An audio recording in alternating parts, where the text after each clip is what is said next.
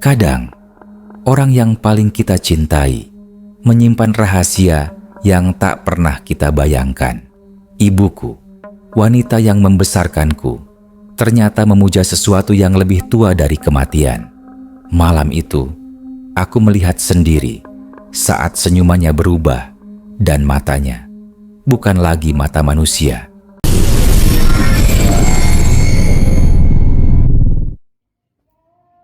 Namaku Andi.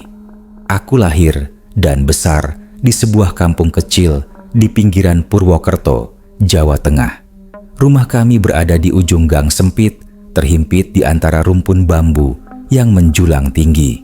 Setiap malam, angin yang lewat di sela-sela bambu itu menimbulkan suara berdesir panjang, seperti bisikan orang yang tak jelas.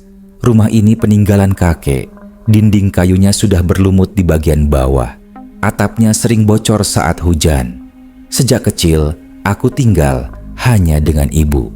Ayah meninggal saat aku bayi. Begitu kata ibu setiap kali aku bertanya. Tapi entah kenapa, tiap kali aku mengungkit soal ayah, tatapan ibu berubah dingin dan pembicaraan langsung berhenti. Ada satu kebiasaan ibu yang aneh. Ia sering keluar rumah tengah malam sambil membawa bunga melati segar dan kendi tanah liat kecil berisi air. Kalau aku tanya, jawabannya selalu sama, menjenguk teman. Tapi setiap ia pulang menjelang subuh, pakaian dan rambutnya basah, seperti habis diguyur air. Bau melati yang menyengat selalu menempel di tubuhnya, membuatku sulit tidur. Di rumah kami ada ruang belakang, sebuah kamar kecil tanpa jendela. Pintu kayunya selalu terkunci dan kunci itu selalu disimpan ibu di dalam saku kain jariknya. Waktu aku kecil, aku sering mendengar suara-suara aneh dari sana. Langkah kaki, gesekan kain, kadang seperti suara seseorang berbisik. Pernah suatu malam, umurku sekitar 10 tahun, aku terbangun karena mendengar suara orang menangis lirih dari dalam ruangan itu. Aku mendekat, menempelkan telinga ke daun pintu, dan ku dengar jelas suara ibu berbisik, "Tenang, sebentar lagi waktunya. Dia akan siap." Aku tidak berani membuka pintu. Esok paginya, ibu bersikap seolah tak terjadi apa-apa, menyapaku sambil tersenyum hangat. Tapi sejak malam itu, aku mulai merasa ibu menyimpan sesuatu yang tak pernah ia ceritakan.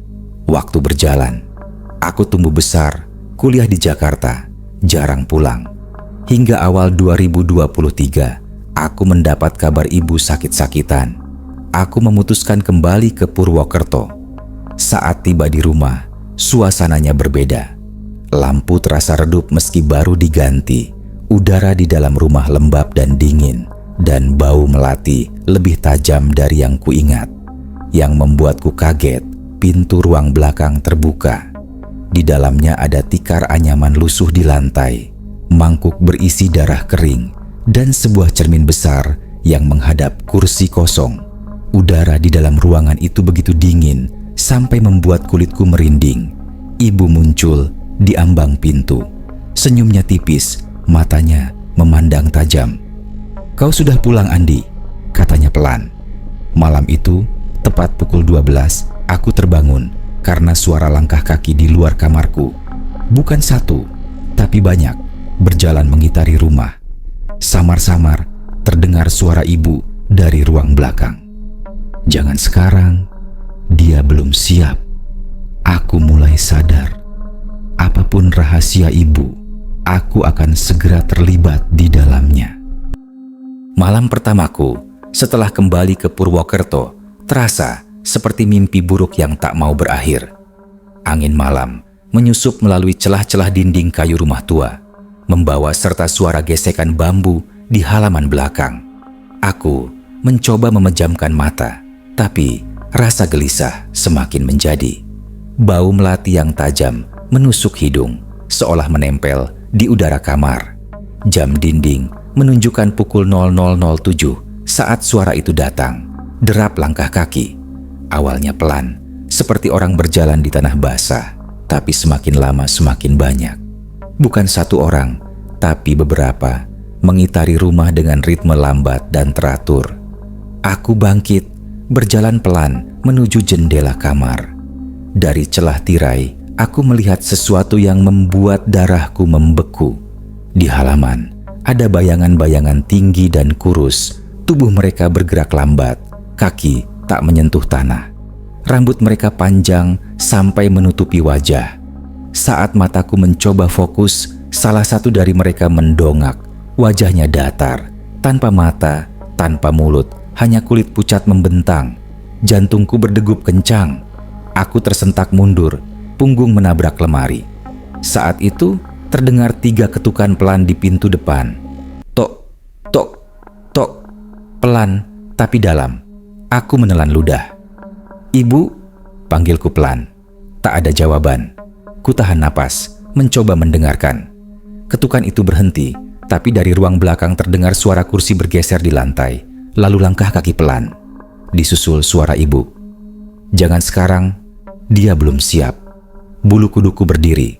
Suara itu bukan seperti suara ibu saat siang hari. Nada bicaranya datar, dingin, dan seolah bukan berbicara padaku. Aku kembali ke kamar, mencoba mengunci pintu. Tapi kuncinya sudah longgar, dan entah kenapa gagang pintu bergerak sendiri. Aku menahan napas, menatap gagang pintu yang berputar perlahan. Lalu, berhenti. Sunyi. Sisa malam itu kuhabiskan dengan duduk bersandar di pojok kamar, menatap pintu sambil memegang ponsel yang tak ada sinyal. Saat fajar, suasana kembali normal. Suara burung terdengar dan bau melati menghilang seolah tak pernah ada. Pagi itu, ibu memasak seperti biasa, menyajikan nasi hangat dan teh manis. "Tidurmu nyenyak?" tanyanya sambil tersenyum. Aku ingin bertanya soal yang kulihat, tapi lidahku keluh. Senyum ibu terlihat sama, tapi matanya, entah kenapa, seperti menyimpan sesuatu. Siang itu, ibu pergi ke pasar. Aku sendirian di rumah. Saat itulah aku memberanikan diri untuk melihat lagi ruang belakang. Bau melati langsung menyambutku, bercampur bau anyir. Cermin besar di dalam ruangan itu seakan berdenyut. Permukaannya gelap, seperti kolam air yang dalam. Aku mendekat. Refleksi diriku tampak lebih pucat, mataku cekung, dan di belakang bayanganku ada sosok tinggi kurus berdiri diam. Aku menoleh ke belakang, tidak ada siapa-siapa. Saat kembali menatap cermin, sosok itu semakin dekat, seolah berada tepat di belakang bahuku. Sebelum aku sempat mundur, terdengar suara pelan, seperti napas di telingaku. "Malam ini, kau akan mengerti." Siang itu, setelah ibu kembali dari pasar, suasana rumah terasa lebih dingin dari biasanya. Aku duduk di ruang tamu, pura-pura membaca koran, sementara mataku terus mengawasi pintu ruang belakang yang kini tertutup rapat. Pikiranku masih dipenuhi bayangan dari cermin tadi siang, sosok tinggi kurus yang berdiri tepat di belakangku. "Ibu, boleh aku masuk ke ruang belakang?" tanya aku mencoba terdengar santai. Ibu berhenti mengupas bawang, menatapku lama. Senyum tipisnya perlahan menghilang. "Itu bukan tempat untukmu, Andi," jawabnya pelan, tapi nada suaranya mengandung peringatan yang jelas. Aku ingin bertanya lagi, tapi tatapannya membuatku menelan kata-kata. Ada sesuatu di matanya, bukan sekadar marah, tapi seperti ada orang lain yang mengintip dari balik tatapan itu. Sore harinya, hujan deras turun. Petir menyambar di kejauhan, membuat rumah tua ini berderit di setiap sudutnya. Ibu masuk ke ruang belakang sambil membawa nampan berisi bunga melati, segelas air, dan lilin. Aku mengintip dari celah pintu, jantungku berdebar. Ia duduk di kursi menghadap cermin besar itu, menyalakan lilin, lalu mulai berbisik-bisik yang membuatku merinding. Cermin itu tidak lagi memantulkan sosok ibu. Yang terlihat justru ruangan lain, gelap dengan tanah basah di lantainya dan bayangan banyak orang berdiri diam. Mereka semua menghadap cermin, tapi wajah mereka samar, seolah tertutup kabut. Tiba-tiba, salah satu dari bayangan itu mengangkat tangannya dan menyentuh permukaan cermin dari dalam. Aku terpaku. Permukaan cermin bergetar seperti air yang tersentuh batu. Ibu menunduk, lalu berbicara dengan bahasa yang tak ku mengerti. Lirih, tapi ritmenya seperti mantra. Tiba-tiba, mataku bertemu dengan salah satu sosok di cermin. Wajahnya perlahan menjadi jelas, pucat, dengan mata kosong menatap tajam ke arahku. Aku terhuyung mundur, menabrak meja kecil di belakangku, hingga vas bunga jatuh pecah. Ibu menoleh cepat. "Keluar dari sini." Suaranya keras, tapi bukan suara ibu yang biasa. Lebih berat, bergema, seperti ada dua suara yang bersatu. Aku langsung lari ke kamarku, menutup pintu rapat-rapat. Malamnya, aku terbangun lagi oleh bau melati yang sangat tajam. Tapi kali ini ada bau lain, bau tanah basah dan anyir darah. Dari jendela, kulihat halaman belakang dipenuhi bayangan-bayangan tinggi kurus yang kulihat malam sebelumnya. Mereka berdiri mengelilingi rumah, diam menghadap ke arah kamarku. Aku memejamkan mata, berharap ini mimpi. Tapi kemudian terdengar suara dari bawah tempat tidurku, suara napas berat, lalu bisikan pelan, "Waktumu hampir tiba." Aku meloncat dari kasur, menyalakan lampu, tapi tak ada siapa-siapa. Napas masih memburu. Aku duduk di pojok kamar hingga fajar. Saat pagi datang, ibu menyapaku seolah tak terjadi apa-apa. Tapi saat aku melihat tangannya, ada noda tanah basah di kukunya. Dan saat itu aku tahu cermin itu bukan sekadar benda. Itu adalah pintu. Dan ibu sedang menunggu sesuatu melaluinya.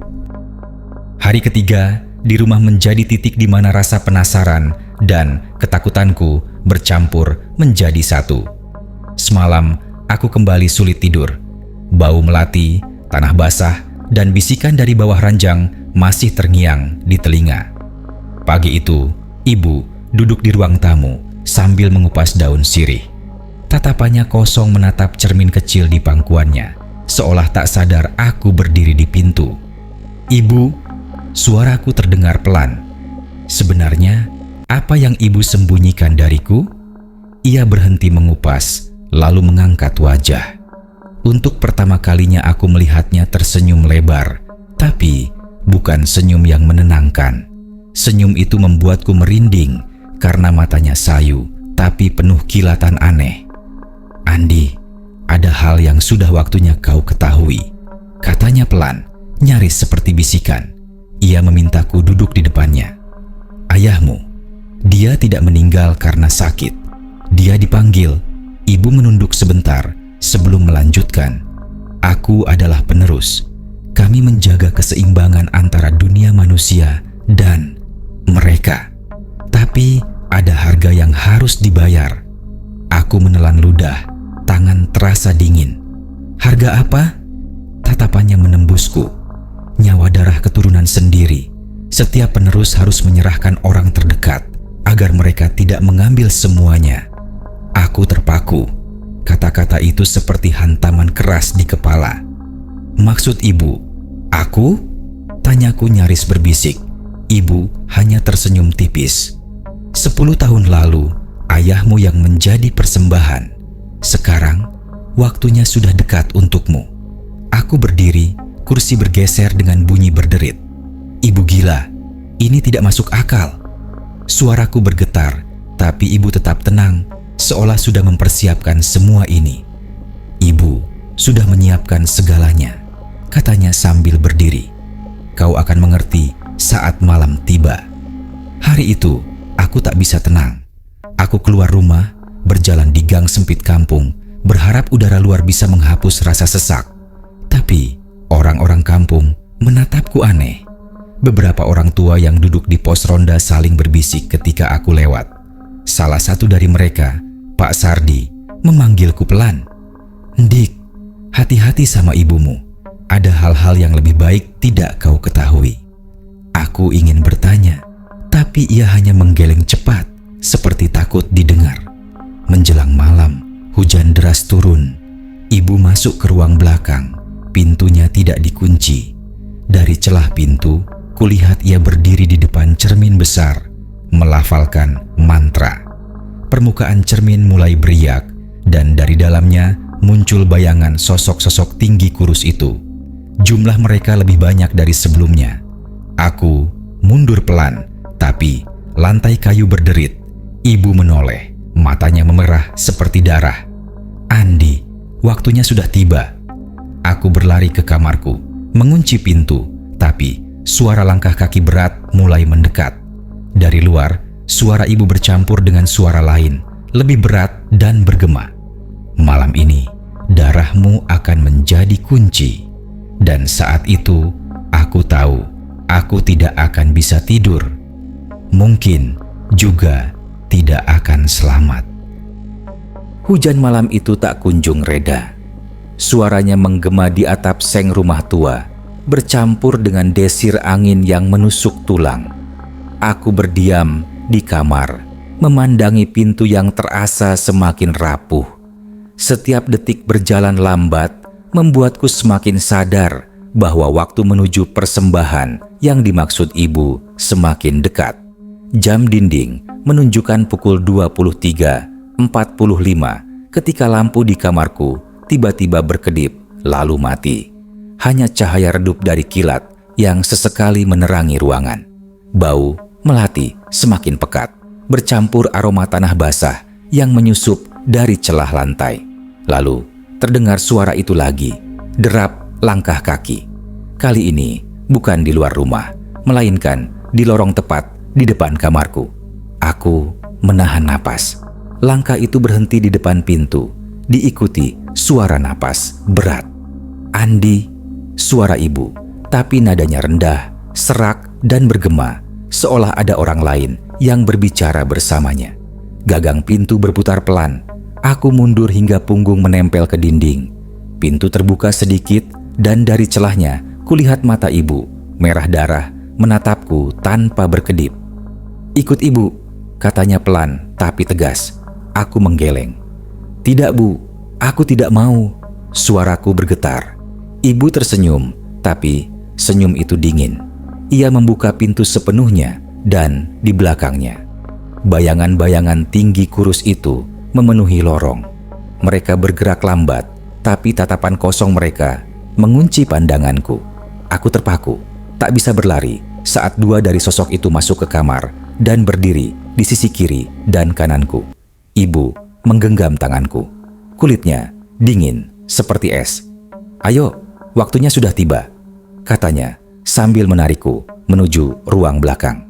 Aku mencoba melawan, tapi cengkramannya kuat, jauh lebih kuat dari wanita seusianya. Ruang belakang kini terang oleh puluhan lilin. Di tengah ruangan, di depan cermin besar itu, ada lingkaran yang dibuat dari bunga melati dan darah segar. Permukaan cermin beriak seperti air, dan dari dalamnya muncul wajah-wajah samar yang menatap ke arahku.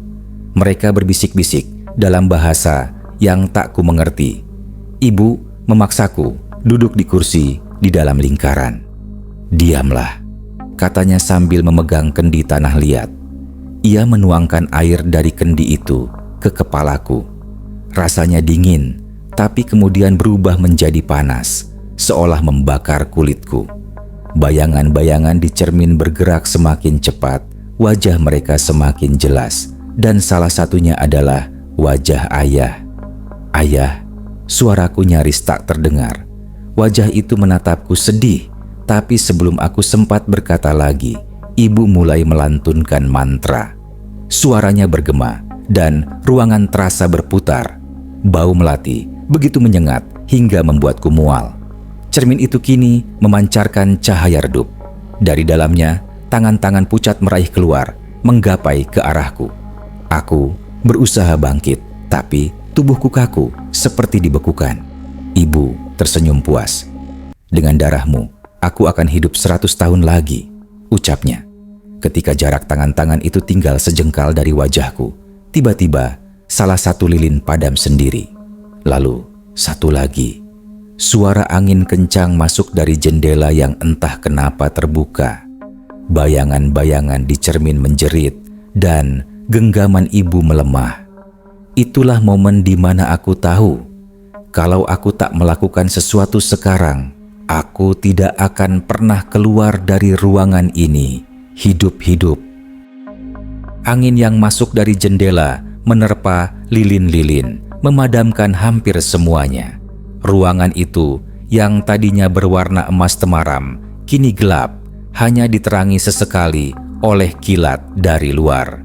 Suara jeritan dari dalam cermin berubah menjadi raungan marah, sementara tangan-tangan pucat itu mengibas-ngibas liar, seolah takut kehilangan mangsanya. Aku memanfaatkan momen itu. Dengan sisa tenaga, aku meraih salah satu lilin yang masih menyala dan melemparkannya ke lingkaran bunga melati bercampur darah di lantai. Api langsung menjilat dan bau menyengat darah terbakar memenuhi udara. Ibu atau entah makhluk apa yang kini memakai tubuh ibu menjerit. Suaranya melengking, bergema di seluruh rumah. Kau tidak tahu apa yang kau lakukan, Andi. Mereka akan memburumu selamanya. Teriaknya sambil mencoba menginjak api. Tapi aku justru menendang kendi tanah liat itu, memecahkannya di lantai. Cairan hitam di dalamnya mengalir dan bercampur dengan api, membuat kobaran semakin besar. Bayangan-bayangan tinggi kurus itu mundur ke sudut ruangan. Tubuh mereka bergetar dan beberapa lenyap begitu saja ke udara. Dari dalam cermin, wajah ayah terlihat lebih jelas. Bibirnya bergerak membentuk kata lari. Itu cukup bagiku. Aku berlari ke pintu, tapi ibu mencekal tanganku dengan kekuatan yang tak masuk akal. Matanya kini bukan hanya merah, tapi hitam pekat, seperti dua lubang tak berdasar. Kau anakku, darahmu milikku. Aku meraih sebuah kursi kayu dan menghantamkannya ke arah cermin. Retakan menjalar cepat, lalu bruk, cermin itu pecah berantakan. Dari retakan terakhir, semburan udara dingin bercampur jeritan meluncur keluar, memadamkan semua lilin sekaligus. Kegelapan menyelimuti kami. Aku meraba-raba mencari pintu. Di belakangku, ibu masih menjerit, tapi suaranya semakin jauh, seperti tertelan oleh sesuatu. Saat aku berhasil keluar ke lorong, kilatan terakhir petir memperlihatkan sosok ibu terseret masuk ke dalam cermin yang sudah retak itu. Meski cerminnya kini hanya pecahan kaca di lantai. Aku berlari keluar rumah, menembus hujan deras. Dingin malam menusuk kulitku, tapi aku tak berhenti sampai mencapai jalan besar. Nafasku tersengal-sengal, tubuhku gemetar, dan air mata bercampur dengan air hujan. Ketika aku menoleh ke belakang, rumah itu terlihat gelap, tak ada cahaya sama sekali. Tapi di salah satu jendela, aku melihat siluet seorang wanita berdiri diam, memandang ke arahku. Rambutnya tergerai basah, matanya merah. Itu ibu. Ia tersenyum samar, lalu mengangkat tangan, melambai. Beberapa hari kemudian, polisi hanya menemukan rumah kosong dengan cermin pecah di lantai belakang. Tidak ada tanda-tanda orang tinggal di sana selama bertahun-tahun, seakan semua yang terjadi hanya halusinasi. Tapi aku tahu itu nyata. Setiap malam, tepat pukul 00.00, cermin kecil di kamarku yang dulu milik ibu berembun sendiri. Kadang di balik embun itu ada mata merah yang menatapku. Kadang terdengar suara berbisik, "Andi, waktunya hampir tiba." Dan aku tahu, cepat atau lambat, ibu akan kembali untuk menyelesaikan apa yang ia mulai. Orang bilang, semua sudah berakhir malam itu. Tapi aku tahu, ibuku belum benar-benar pergi. Kadang, di ujung mata, aku masih melihatnya berdiri di sudut rumah, tersenyum, memanggilku. Dan jika suatu hari, kalian mencium bau melati di tengah malam, mungkin itu giliran kalian.